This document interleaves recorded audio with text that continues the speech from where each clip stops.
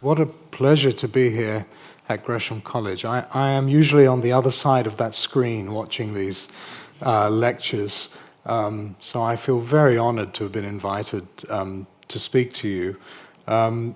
Gresham College was founded in 1597, so this is an Elizabethan institution, but it also coincided with the reign of Shah the Great, perhaps one of the greatest monarchs of Persian history, an era of great flourishing of Persian culture.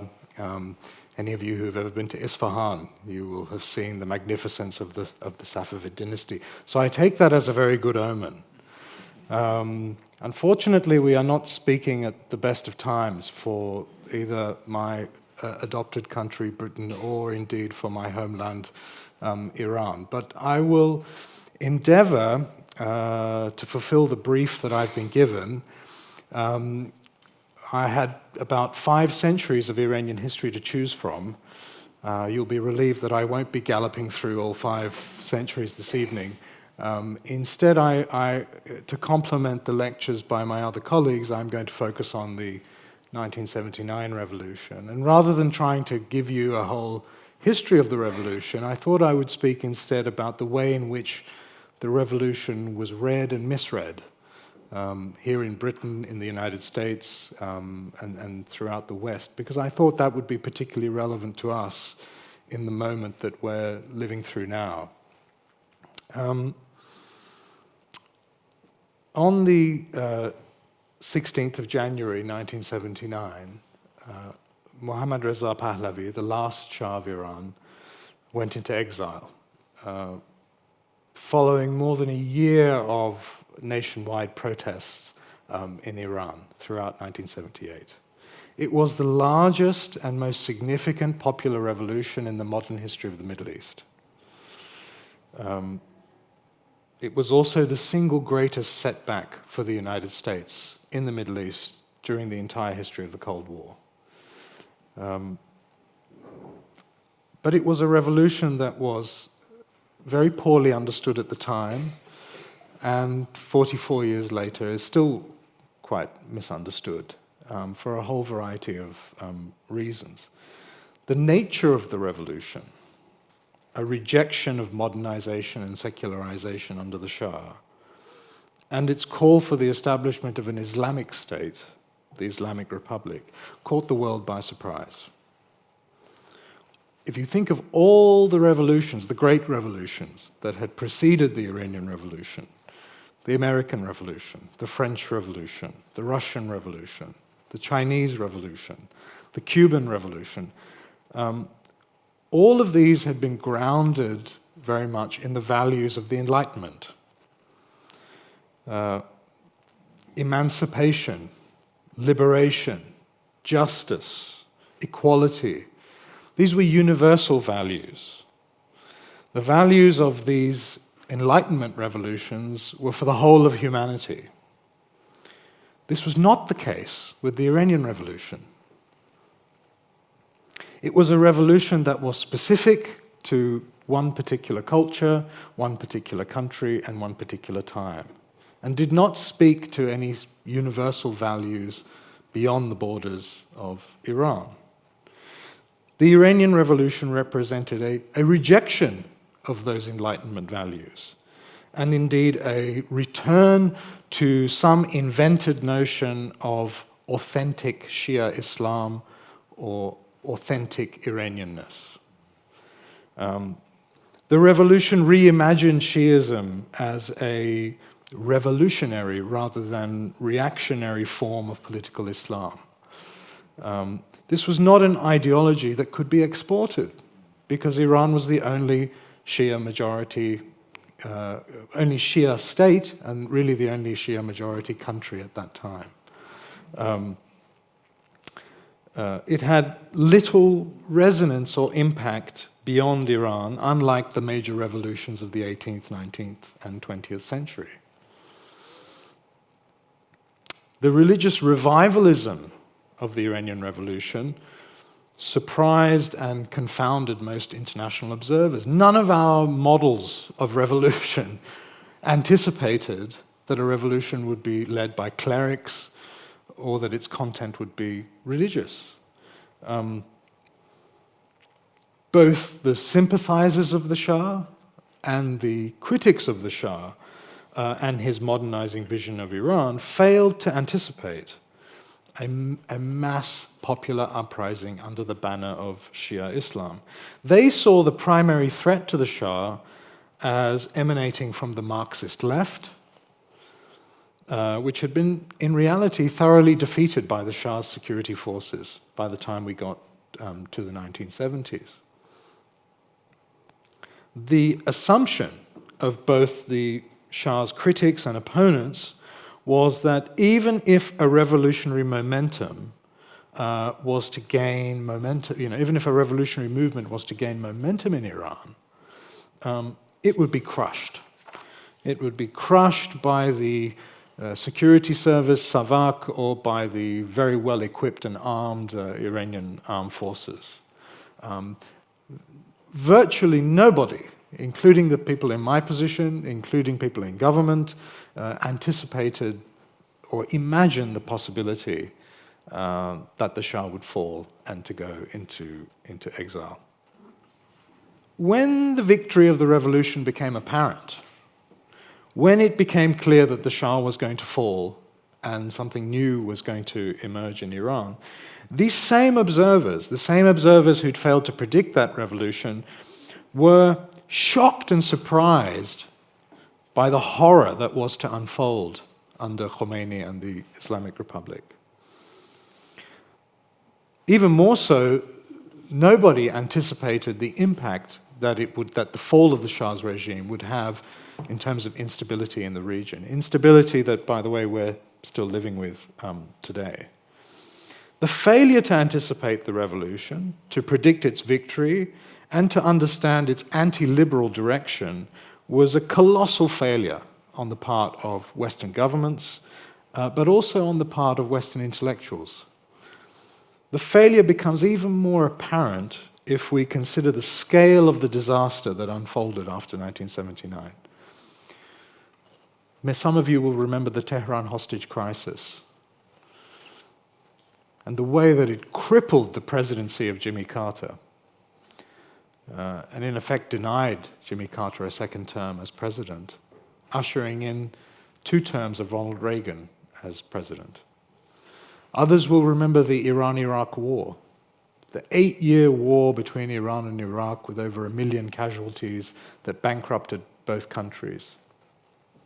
I would even argue that the 1991 Persian Gulf War was another outcome of the fall of the Shah. The lessons that Saddam drew from the Western reaction to the Iran-Iraq War encouraged him to invade Iraq in 1990. So the question I'm posing tonight is, why were American and British decision makers so reluctant to see that the fall of the Shah was coming? Why were some Western intellectuals celebrating the fall of the Shah? Why were other Western intellectuals so reluctant to acknowledge that they'd got the revolution wrong? And what kind of lessons does this afford us today as we look at events in the region? Let me start with the Americans. Initially, the United States seemed to get Iran right.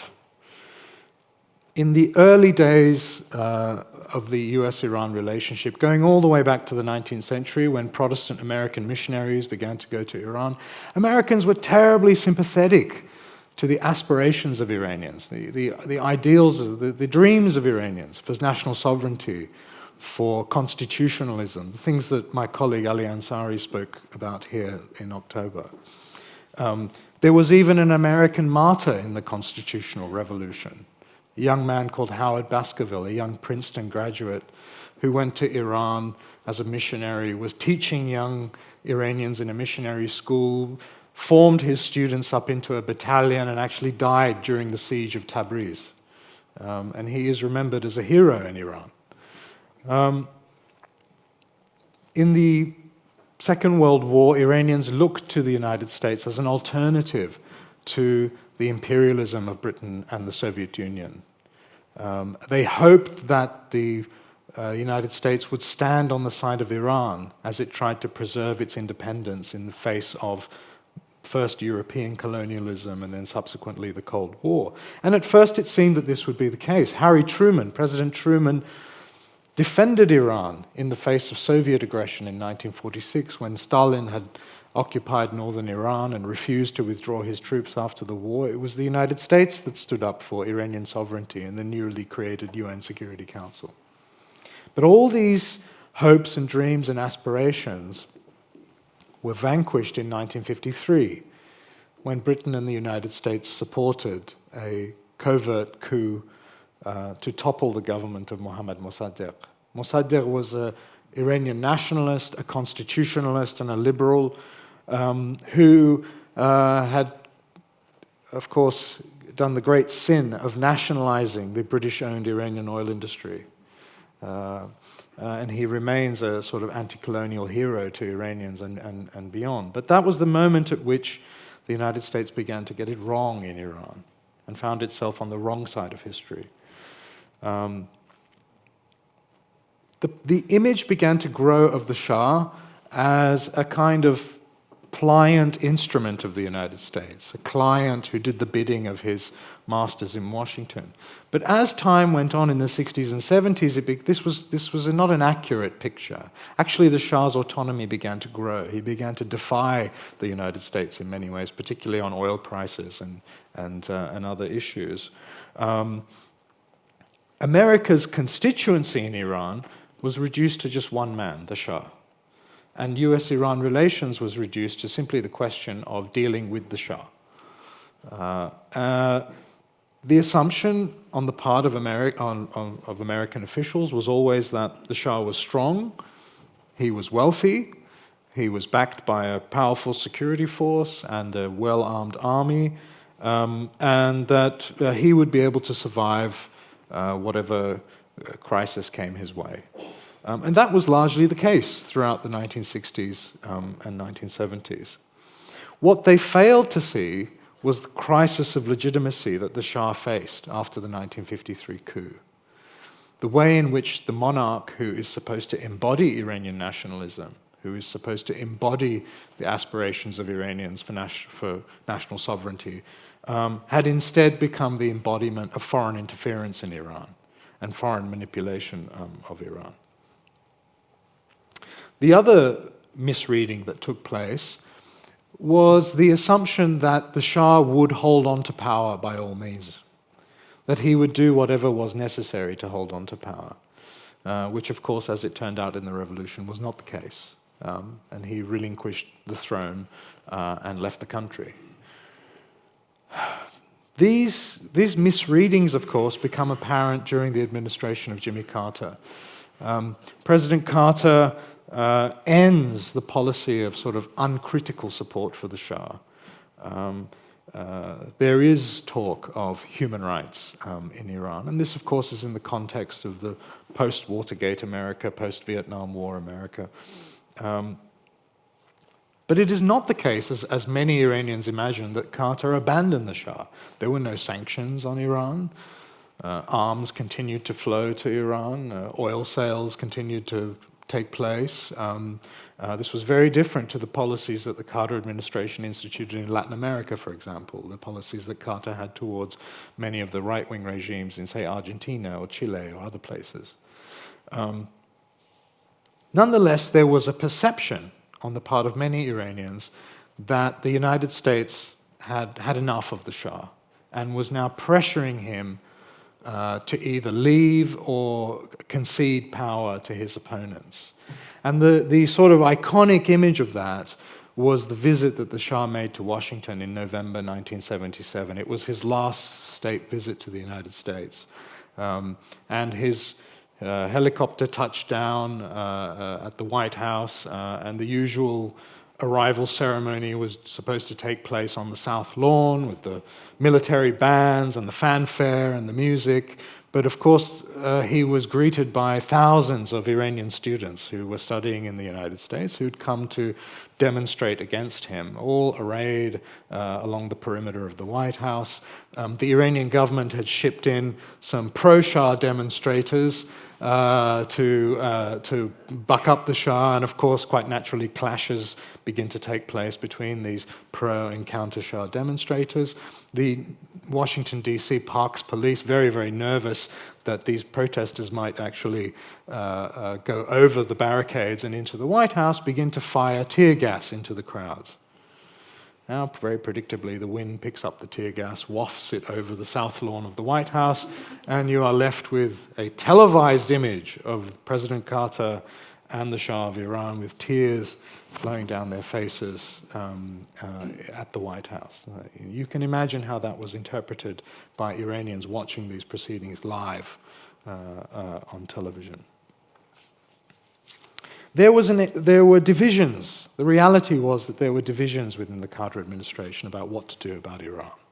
There were the liberals who wanted to pressure the Shah to reform, who were sympathetic to the pro-Mossadegh liberals in Iran, and there were the hawks, the people like Zbigniew Brzezinski, who wanted to support the Shah at all costs and saw him as a vital anti-communist bulwark. The expectation amongst the doves, amongst those who wanted to pressure the Shah, was that the alternative to the Shah was a liberal Iran, was a constitutional Iran, was a return to the Iran of Mossadegh.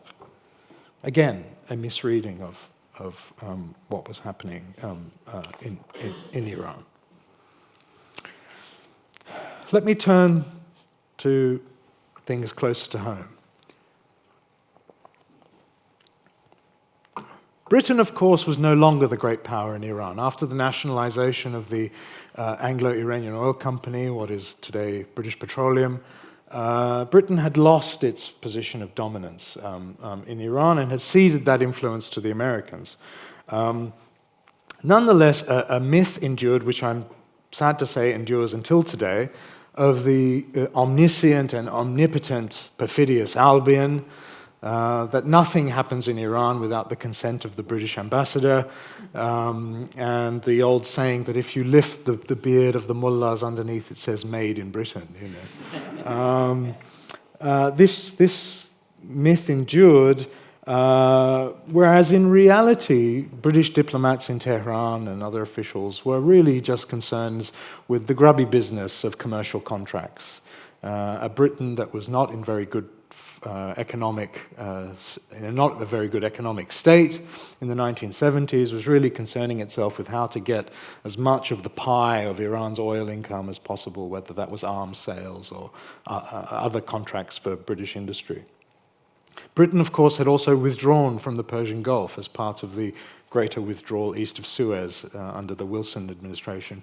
And so there was really a sense amongst the Iranians, including of the Shah himself, that Britain was in decline, that this was a former imperial power that couldn't really push Iran around anymore. And the Shah actually kind of relished in. If you watch any of the interviews he gave when he came to Britain, he sort of really enjoyed lecturing the British and saying, "Oh, you don't work hard enough, and that's why you have an inflation problem." And you know. So no one in the British embassy in Tehran, including a series of British ambassadors, anticipated that there would be a revolutionary movement against the Shah or that the Shah would fall from power. And there was a report commissioned by David Owen after the revolution, Foreign Secretary David Owen, to look into this. It was written by a diplomat by the name of Nicholas Brown, and it's now been declassified, and you can read it. And Brown really concluded that the Foreign Office shared many of the same mistaken assumptions as the Americans when it came to Iran, and they were really no better and no worse than anyone else at failing to predict what would take place in Iran. Did anybody get it right in the UK? That's a good question to ask. Well, within the governing Labour Party, there were those on the backbenches of the Labour Party who were sort of dissenting voices on Iran. One of them, for example, was the late Robin Cook. But there were others. But their dissent from British policy came not really from an analysis of what was happening in Iran, but rather from their ideological position, which was an opposition to American imperialism, what they perceived as American imperialism. There were those amongst the British left who were also highly critical of the Shah, most notably the late Professor Fred Halliday, who was my late colleague at the LSE, and also groups like Amnesty International, which of course were headquartered here in London and were very critical of the human rights situation in Iran. But the Labour ministers, the Labour government at the time, did not really take any of these dissenting voices very seriously and dismissed them as ignorant of Britain's commercial interests, Britain's national interests in Iran. The other key dissenting voice, which is something that is very familiar to Iranians but will be unknown to British audiences, is the role of the BBC Persian service, the Persian language service of BBC World Radio, which was staffed by many Persian-speaking journalists who were rather critical of the Shah. And in the broadcasts that they made to Iran in Persian, they would slip in some rather unflattering news about the Shah and some rather encouraging news about the protests against the Shah. And this was the subject of repeated protests by the Shah to the British government, and the poor British ambassador would get summoned to the court after every one of these broadcasts, and then he would send a telegram to the chairman of the BBC, and the chairman of the BBC would dutifully say that we're an independent service and we won't bow to political pressure. But this was the state of affairs in Britain. What about the intellectuals? Well, the Shah had become a sort of hate figure for the New Left, both in Britain, in the United States, and in Europe, particularly after his visit to Berlin in 1967. Those of you who know your modern German history will know the significance of the protests that greeted the Shah in Berlin in 1967. Enormous student protests that were organized by German student groups in cooperation with a very large community of Iranian students who were in West Germany at the time. The Shah was going to go to the Berlin Opera in West Berlin, and the students had arrayed themselves all up and down, I think it's Bismarckstrasse, wearing these brown paper masks with the faces of the Shah. And it was a sort of carnival almost atmosphere. I've seen photos of a Volkswagen Beetle driving up and down in front of the opera house. The Iranians, as was their wont, had brought in the pro-Shah protesters to try to create a positive atmosphere for the Shah, and quite naturally there were, clashes between these protesters and the demonstrators, and very sadly, a German student, at the Free University in Berlin, Benno Ohnesorg, was killed. He was shot and killed by a off-duty West Berlin police officer, who subsequently, by the way, turned out to be a Stasi informant, but we've never quite gotten to the bottom of that mystery. But the death of Ohnesorg, this martyr for the student movement in Germany, really radicalized the German student movement, and of course out of that grew the Red Army faction, Baader Meinhof. In fact, Ulrike Meinhof had written an open letter to Empress Farah ahead of the visit, basically criticizing her and calling her a hypocrite, and pointing out all of the miseries and sufferings of people in Iran. The dominant ideology amongst this Iranian opposition to the Shah abroad, all these Iranian students that had been assembled on university campuses in Germany and Britain and the United States, the dominant idea was what one Iranian intellectual had coined as West toxification, Gharb zadegi in Persian. The idea that Iranians were poor imitations, were poor imitations of the West, that the Shah and his technocratic elite didn't really understand the actual roots of Western culture, but instead sort of blindly aped the trappings of Western culture, dress, food, the superficial sort of aspects of Western culture. It implied, of course, that the Shah and his elite were inauthentic. They were not authentically Iranian, that they had betrayed or abandoned their own authentic culture. And if you study what these opponents of the Shah were saying to each other in Persian, it is, of course, couched in this language of West toxification, but also increasingly couched in the language of the militant New Left. Armed struggle, revolution, Maoism, Marxism, etc., etc. But if you look at what these same people are saying in English and German and French to Western audiences, to people like you, they speak of human rights, constitutionalism, democracy, freedom, the rights of women, the rights of minorities. So there is two different audiences, two different languages, right? Which is the truth? Where do they really stand? For the Western observers, particularly Western intellectuals who were in contact with these opponents of the Shah, this was very confusing. On the surface, what did they see? They saw young Iranians who were calling for human rights, who were calling for freedom, who were critical of an autocratic Shah, who imprisoned his opponents, where torture took place in prisons, where, quite naturally they were sympathetic to these young Iranians. But what they didn't understand and what they were not privy to was the internal conversation that was going on amongst the Iranian opposition, in Persian amongst themselves. What they couldn't understand, particularly those intellectuals on the left, was that the fault lines of Iranian politics were not class in the way that they expected, but rather culture. That the divisions were not between the upper class and the middle class and the petty bourgeoisie and the lumpen proletariat and all the language of the left, but rather a division between those who were in favor of the modern, secular, westernized Iran that the Shah was trying to construct, and those who were against it, for a variety of reasons.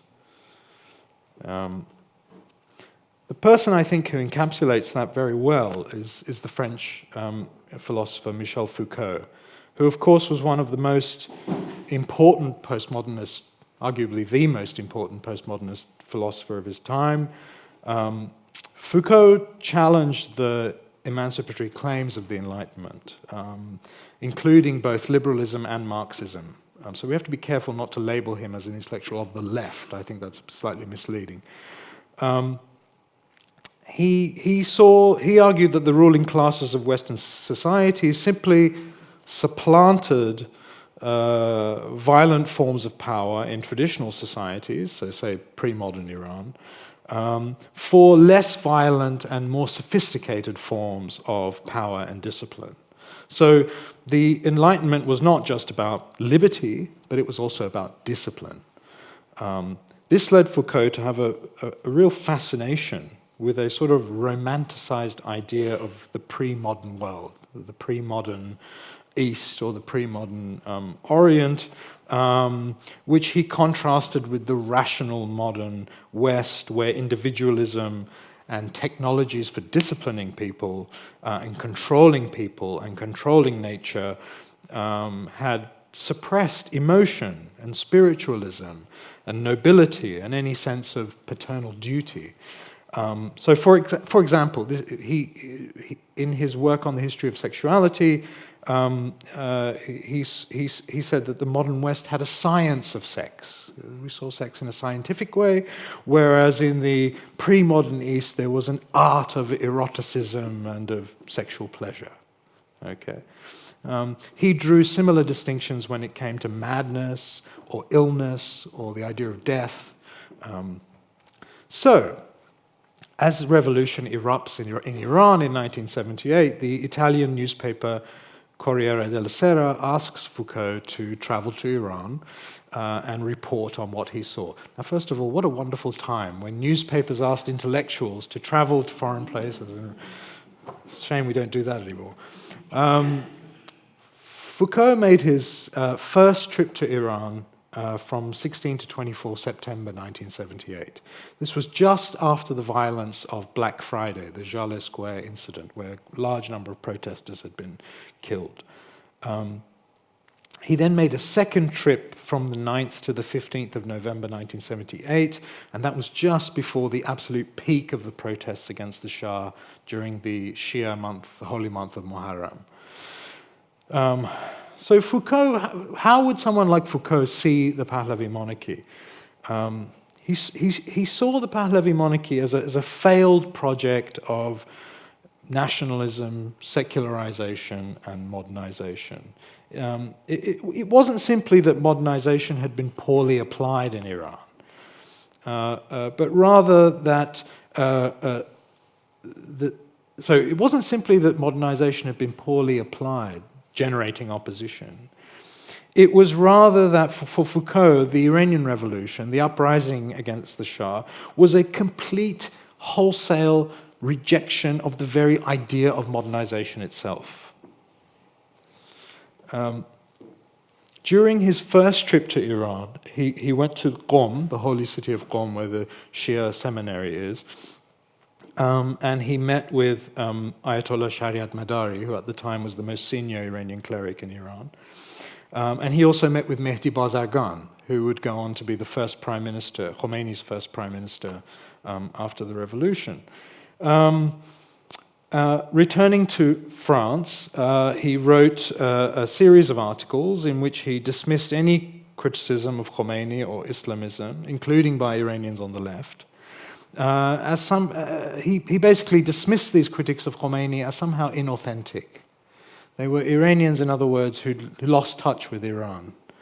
They'd been seduced by Westernness. They were, in essence, Westoxified. He compared the anti-Western Iranian clerics with Savonarola in 15th century Florence, or the Anabaptists of the 16th century Protestant Reformation in Germany, or the Puritans of Cromwell's England in the 17th century. Foucault had become completely infatuated with the rhetoric, the symbols, and the rituals of militant revolutionary Shia Islam, particularly the emphasis on martyrdom and the role of a militant clergy, militant anti-modern clergy, as the representatives of the popular will of the Iranian people. Foucault then actually met Khomeini when he was in exile outside of Paris before Khomeini returned to Iran. This was in early October 1978. This was a time when Khomeini was making statements from Paris that revealed his deep hostility to the secular opposition to the Shah. Yet, Foucault's writings in the French periodical Le Nouvel Observateur reveal the extent to which he had completely embraced and accepted Khomeini's attempts to cast himself as a saintly, almost divine figure in a cosmic struggle between the Shah and the Iranian people. Foucault denigrated the moderates who sought to achieve a compromise between Khomeini and the Shah, or who hoped to channel the revolution into a more secular or democratic path. What Iranians wanted, Foucault claimed, was not just revolution. What they wanted was an Islamic state. He was correct in arguing that the real power in Iran lay with Khomeini and the religious leaders, and not with the secular politicians who were still thinking in terms of the Enlightenment values of Marxism or Maoism or whatever it may be. These secular politicians underestimated Khomeini. But the question was, what is an Islamic government? What is an Islamic state? We've never had one in the modern world. And Foucault, and I think this was the most embarrassing thing that he wrote, he wrote, quote, "Nobody in Iran means a political regime in which the clerics would have a role of supervision or control," unquote. He was, of course, totally wrong. The clerics had explained to Foucault that under Islam, liberties, quote, this is Foucault writing here, "will be respected to the extent that their exercise will not harm others. Minorities will be protected and free to live as they please on the condition that they do not injure the majority. Between men and women, there will not be inequality with respect to rights, but difference. since there is a natural difference. With respect to politics, decisions should be made by the majority. The leaders should be responsible to the people, and each person, as it is laid out in the Quran, should be able to stand up and hold accountable he who governs. Now, Foucault had some reservations about these pronouncements, but his reservations were perhaps not those that you would expect. His reservations were not about the illiberalism of Khomeini, but rather that these pronouncements sounded a little too liberal for his liking. Were these formulas a little bit too similar to the bourgeois formulas for democracy, which might lead to some sort of oppressive liberal democracy as existed in the West? What most impressed Foucault about the idea of Islamic government was that it opened a, quote, spiritual dimension in politics. He called this political spirituality, which had been lost in Europe since the Renaissance, and that was something that the West could learn from the Iranian Revolution. Foucault was, of course, criticized for presenting these views in the French and Italian press.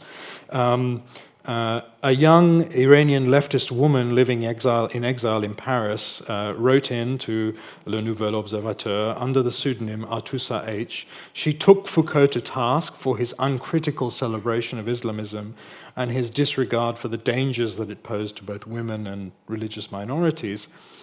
Foucault's response was to dismiss her concerns and to say that Islam would be an essential political force of our time, and it could not be ignored or dismissed. So much for the record of the intellectuals.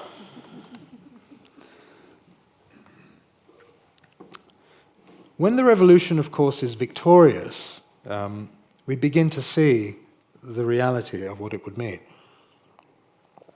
Almost immediately after Khomeini's return to Iran, the revolutionary terror began. The first to be murdered were 4 generals of the Shah's army who were shot on the rooftop of the Rifah Girls' School, where Khomeini had established his temporary headquarters. That was on the 15th of February, 1979. The next target, of course, were Iranian women. Khomeini began almost immediately rolling back the laws that had been instituted under the Shah to grant greater freedom and equality to Iranian women. His first edict was to impose the veil on female civil servants. In response, of course, on International Women's Day, on the 8th of March 1979, mass protests took place in Iran, the first major protests against Khomeini's rule. A month later, we saw the execution of the Shah's Prime Minister, Amir Abbas Hoveyda, who'd served as Prime Minister for 13 years. He was shot after a kangaroo court. And then on the 8th of August 1979, we saw the closure of the Ayandagan newspaper in Iran. And when I say closure, I mean that their building was ransacked and set on fire. And the closure of Ayandagan, which was a sort of left-leaning a newspaper, these series of events in 1979 began to give pause for some intellectuals who had been rather sort of celebratory about the Iranian Revolution. This, of course, was not the worst of it. It would get even more grim as the 1980s went on, culminating in mass executions of prisoners in 1988 in Iranian prisons. Yet, despite this, there were foreign observers who were still holding on to the hope and still holding on to the view that the Iranian Revolution was something to be celebrated. I think the most notorious of all of them is a man by the name of Richard Falk, who was a law professor at Princeton University and a prominent American of the left, who had met with Khomeini prior to his return to Iran. Falk wrote in the New York Times on the 16th of February 1979, and I quote, "The depiction of him," this is Khomeini, "the depiction of him as fanatical, reactionary, and the bearer of crude prejudices seems certainly and happily false. What is also encouraging is that his entourage of close advisors is uniformly composed of moderate, progressive intellectuals." Even after the executions in Iran, and the clear oppression of women and minorities, Falk wrote, quote, Ayatollah Khomeini seems dedicated to evolving for the people of Iran some form of humane governance that centers very much on social justice for the poor. He has an intense popular mandate to achieve this goal. Success will enable Iran to demonstrate that a revolutionary victory need not be spoiled by the tensions raised in the post-revolutionary period of consolidation. At least we should be skeptical about all those who now call for the observance of human rights after decades of utter silence during the Shah's long reign of terror. So what you see is once these opinions, once these misreadings are formed, they're very difficult to dispel. No matter what evidence to the contrary is reaching us. There is an exception to this, and I think he deserves to be mentioned, and that is Fred Halliday. Halliday was a prominent Anglo-Irish Marxist intellectual who had established links with the Iranian left in the 1960s and 1970s, particularly during his activism in support of the Dhofar rebellion in Oman. So he had correctly anticipated that the Shah would face serious political difficulties by the end of the 1970s, and had published a book to that effect on the eve of the revolution. However, Halliday, being a Marxist, had very much underplayed the Islamic character of the revolution. His 1979 book, Dictatorship and Development, which had been written in the period 76 to 77, he wrote in that book, and I quote, "The Ayatollahs and mullahs on their own can probably not sustain or channel the popular upsurge." His views began to change after he visited Iran in August 1979. He witnessed the attack on Ayatollah. He saw the arrest of many of his leftist friends. He witnessed or read about the executions. He returned to London and wrote a series of articles for the New Statesman, the headline for one of which was, "Islam with a Fascist Face." I really wonder if any newspaper would dare to publish such a headline today. By 1987, Halliday was writing in the New Left Review of the anti-imperialism of fools and admonishing the Iranian left for not supporting the liberal government of Shahpur Bakhtiar, the Shah's last prime minister, who had tried desperately to seek a transition from the autocracy of the Shah to some form of constitutional government. But what Halliday demonstrated was that it is possible. It is possible to acknowledge when we get something wrong and to revise our views. Now, where does that leave us today? Women, life, freedom. We were, of course, all greatly encouraged when we saw the uprising in Iran beginning in September last year. It filled us with hope that perhaps the moment had come when Iran would finally transition from a theocracy to some form of representative democracy. That was the great hope. And it was so encouraging to see that generations of Iranians who had completely grown up under the rule of the Islamic Republic, the millennials, the Gen Z, what were the values that they were espousing? What were the values that they were demonstrating for, risking their lives for? They were the values of the Enlightenment. Rationality, equality, liberation, justice, universal values. What they were doing in September and October 1979 was nothing short of completely rejecting the values of the 1979 revolution. It was, in a way, a reversal. Whereas 79 had been a rejection of the Enlightenment, 2022 was an embrace of the Enlightenment. But how was it interpreted here in Britain and in Europe and in the United States? Well, I think it was widely seen as a feminist revolution. And I think that that's understandable, given that Iranian women were at the forefront of the revolution, that it was particularly young Iranian women leading the movement in Iran's urban centers. Their slogan was and is, "Women, Life, Freedom." And we focused on women, but we didn't pay much attention to the life and freedom aspects of that slogan. And this, I think, is our misreading of what is happening in Iran. What we are doing is we are projecting our own politics onto what is happening in Iran. We are projecting our own culture wars, which is very understandable given the context of what is happening in Europe and the United States, in the context of our enormous cultural debate about what is the definition of a woman, the political debates in the United States about a woman's right to abortion, etc. It's understandable that we are now projecting these same debates onto what is happening in Iran. But when women in Iran are protesting, when men in Iran are protesting, and when their slogan is "Women, Life, Freedom," what are they talking about in their own context? What do these slogans mean in an Iranian context? Well, I would argue that if we break down this slogan, women, Zan, stands in, I think, for the debate on secularism versus Islamism. Because it is women, more than any other person in Iranian society, who feel on their skin, in their daily lives, the impact of living under an Islamic regime. So the battle to abolish compulsory veiling is not simply about the emancipation of women, which it is to some extent about. It is really a complete rejection of Islamism and an argument that the whole of Iranian society embraces, men and women, that political Islam should not define the nature of gender relations in Iranian society or any other aspect of Iranian society.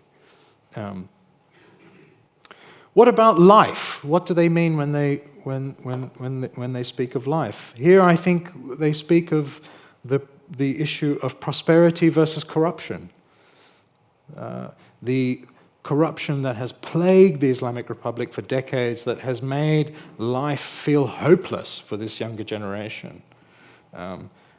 It is an aspiration to live life. Life, liberty, and the pursuit of happiness, you might say. And finally, freedom. What freedom would seem to be fairly self-explanatory. But again, I think it is a slogan that touches on the issue of liberalism versus authoritarianism. These are the issues that are relevant in the Iranian context. And to understand that, you have to place what is happening in Iran in 2022, 2023 in a much longer historical trajectory. You have to look at all of the protests that have taken place, not only under the Islamic Republic since 2009, but in fact a century-long struggle that goes back to the constitutional revolution that Ali Ansari spoke to you about last month. It is the issue of secularism versus Islamism, prosperity versus corruption, liberalism versus authoritarianism that concerns Iranians. And my plea is for us to not project our own politics onto what is happening in Iran, but rather to try to empathize with the Iranians themselves and understand what it is they are struggling for from their own point of view. So let us make it about them rather than about us. Okay, I'll stop there.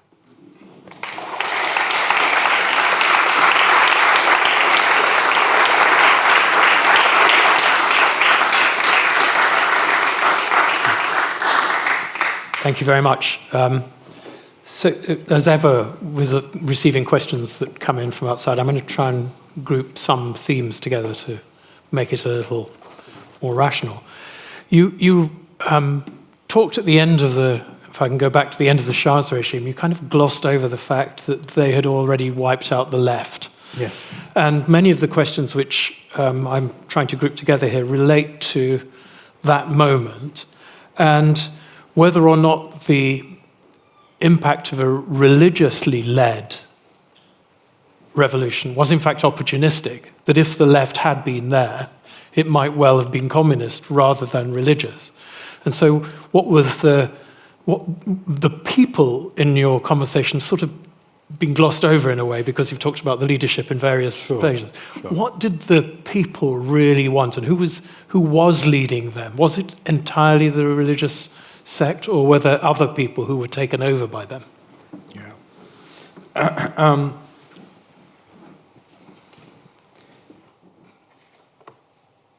There is a narrative about the Iranian Revolution that the revolution was hijacked, that the revolution was really a revolution of the left, that at the very last moment the Islamists stepped in from the wings and captured this revolution. I don't subscribe really to this view. It is the rising force of Islamist opposition to the Shah was really clear beginning in 1963, as early as 1963, and Khomeini's opposition to the White Revolution.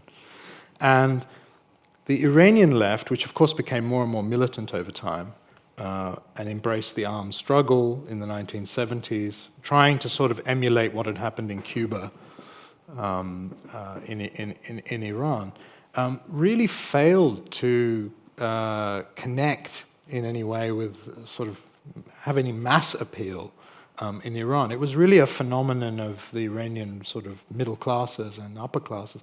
Quite ironic. You look at the social backgrounds of many of the leaders of the Iranian left, and they come from the finest families of the Pahlavi era.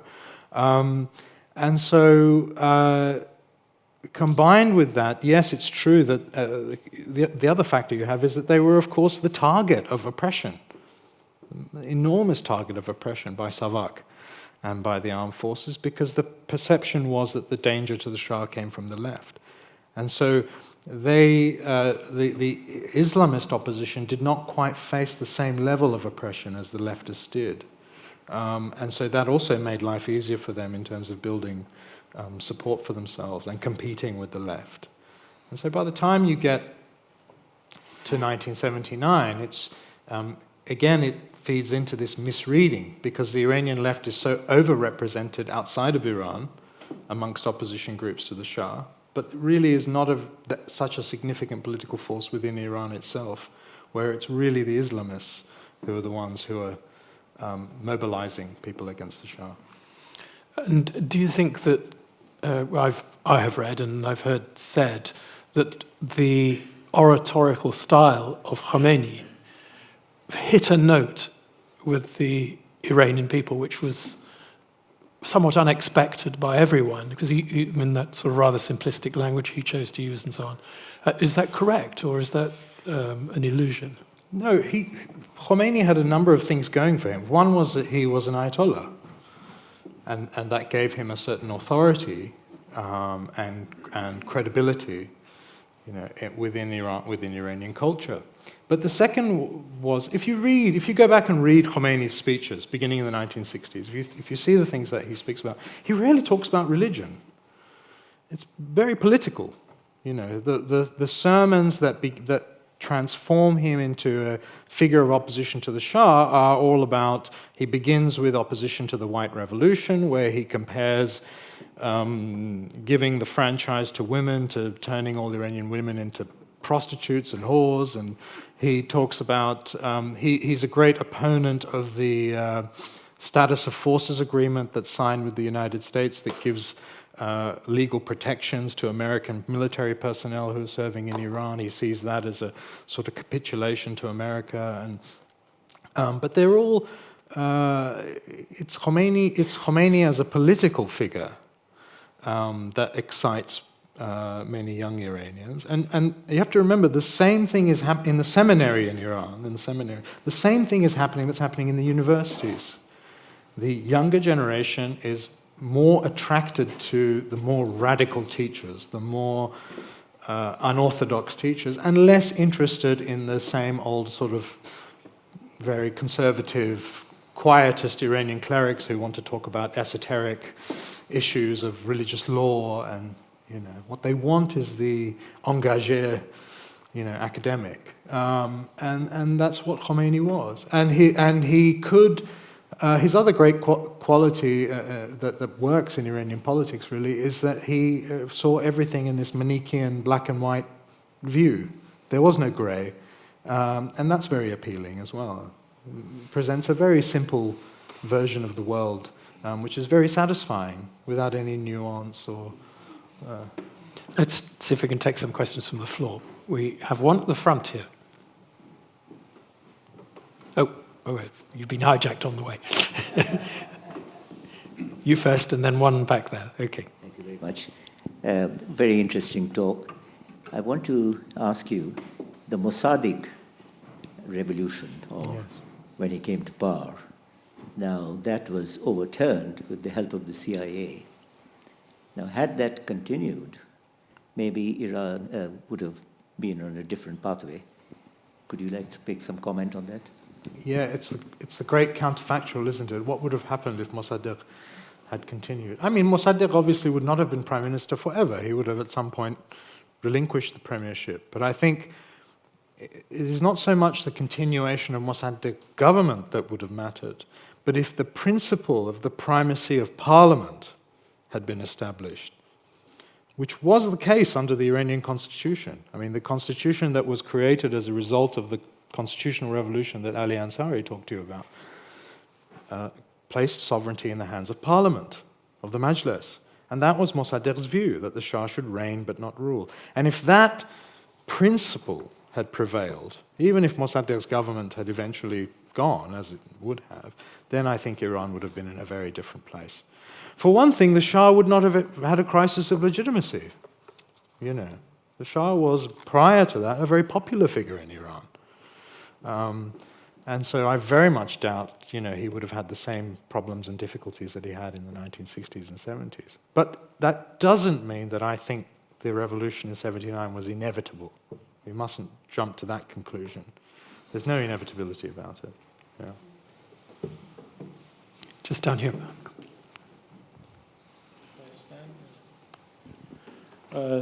I really enjoyed the lecture. You noted that the intellectuals and the leadership of the Iranian Revolution were, as you say, anti-Enlightenment. Wallerstein mentions that one of the reasons that it was so difficult to co-opt this government in, the end of the Cold War, as many Marxist regimes were across the world and the Third World, was because its leaders were, or its progenitors were anti-Enlightenment, whereas the Marxists weren't. How do you reconcile that with the fact that the revolution led to an Islamic republic? Like Rafsanjani said, there's no Velat al-Faqih in the Quran, there's no parliament. What we end up with looks a lot more like the third estate in France than it does like a fundamentalist caliphate of, the Abbasids. So was the revolution really anti-Enlightenment, and how do you reconcile with the inspirations it took from in the Enlightenment? I think there were some of those people around Khomeini who had been French educated in particular, and who wanted to insert some elements of republicanism, into the revolution. And the early drafts of the Constitution of the Islamic Republic had more republican elements to them. But of course, what happened over time, very, very quickly, is that those republican elements were jettisoned. And what we have is the veneer of a republic, but the reality of an Islamic state, where all real power is vested in the supreme leader, and in the Guardian Council and in the Revolutionary Guards and all the unelected so-called Islamic institutions of the Islamic Republic. And the elected institutions, the parliament and the presidency, are really powerless. We saw the reality of that during Khatami's presidency, when the Iranian reformists made an attempt really to seize control of the republican elements of the Islamic Republic, the parliament and the presidency, and to try to use those institutions to implement serious reforms. Well, it didn't even last a year or two before they were completely rolled back. So fundamentally, I do not see the Islamic Republic as an Enlightenment project. I see it as an anti-Enlightenment project. And that is why the Iranian people are rising up against it, because it does not represent the will or the views of a majority of Iranians. There's one question in the middle here, please, and then I think one at the back after that.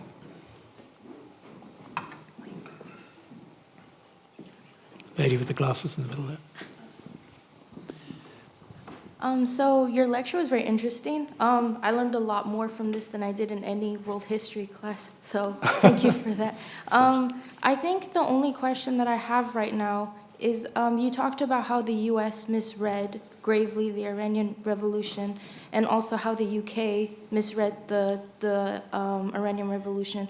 But some people like myself do believe that some revolutions have been misunderstood historically, like the American Revolution, the French Revolution, Cuban Revolution, etc., etc.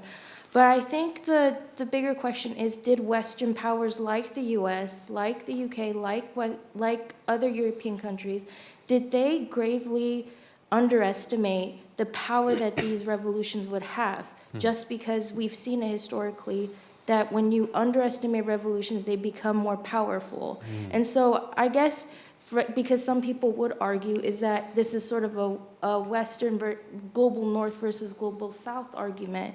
So I'm just curious as to, is that the case back then, and is that currently the case now? I think we tend to overestimate the power of Western governments to shape events. And it's very clear in the case of the Iranian Revolution. If you go through the file, go to the National Archives in Kew, and go through the files, Cabinet Office, Foreign Office, and the impression you get is that not only are these people not shaping events, they barely have an idea of what's actually going on. And they're struggling to find any source of information that will help them understand, you know. And it's somewhat similar, it's a very similar thing with the Americans. And what you find is that the nature of democratic government is such that it takes time to create policy. Meetings have to be held, papers have to be written, officials have to be consulted, and so on and so on. By the time you've gone through all of that process, the facts on the ground have changed. Your policy is already out of date, you see. And so the picture that I have really is one of paralysis and ignorance, really, of what's going on, and immense frustration on the part of those who did have some sense of what was going on. So I don't, I think we have to be careful about not, in a way, lowering our expectations a little bit. Yeah. We had one question at the back, Hamid Sabi. Thank you. One question I have is regarding the role of other leaders during the revolution, like Sanjabi and Bazargan himself and the other leftist leaders who failed to really move their supporters forward and basically surrendered everything to Khomeini, and he managed to manipulate them seriously. Was there any chance that they would succeed if they were not so weak? I think we could have a lecture on their misreading of What I found very interesting, I mean, I'm writing a book about the Iranian Revolution now, and what I find really very interesting is the way in which even Khomeini himself did not anticipate that he would be able to come to power so easily. And that one of the main misreadings on the part of the opposition was that the Shah would relinquish power so easily. The real expectation was that there would be a crackdown, that there would be enormous violence, similar to what we saw in Syria, for example, 2012, 13. But that didn't take place. In fact, one of the frustrations of the British and the Americans, beginning in around November, December 1978, was that it was quite clear the Shah had made up his mind to leave. And he was searching for a sort of face-saving way to do that, And I think what I find really extraordinary about the people that you mentioned, Bazargan, Sanjabi, these are essentially the liberal figures. These are the followers of the National Front or the Liberation Movement. What I find really extraordinary about them is, why did they not support Bakhtiyar's government? Right? Because here's a sort of Kerensky figure of the Iranian Revolution. Here's somebody that the Shah essentially surrendered power to, reluctantly. Someone who'd been a political prisoner, someone who had spent his whole life fighting for constitutionalism in Iran. My goodness, when he was a student in France, he even joined the French resistance and fought against the Nazis. I mean, what more do you want? You know, if you're a liberal figure and you really want a sort of liberal democracy in Iran, what more do you want? You know, and yet, I think they rather opportunistically chose to oppose Bakhtiar's government and throw in their lot with Khomeini. And it was not because of a misreading. I think it was opportunism. It was a sense that Khomeini, the power that was coming was Khomeini, and if they didn't side with him, they would become irrelevant. That's my view. I'm going to have to stop the questions there. Please do carry on sending the questions through Slido. We can hopefully persuade you to come and answer them in a podcast later on. Would be my pleasure. Which would be fantastic. Yeah. In the meantime, ladies and gentlemen, please thank Dr. Alvandi for a wonderful. Thank you.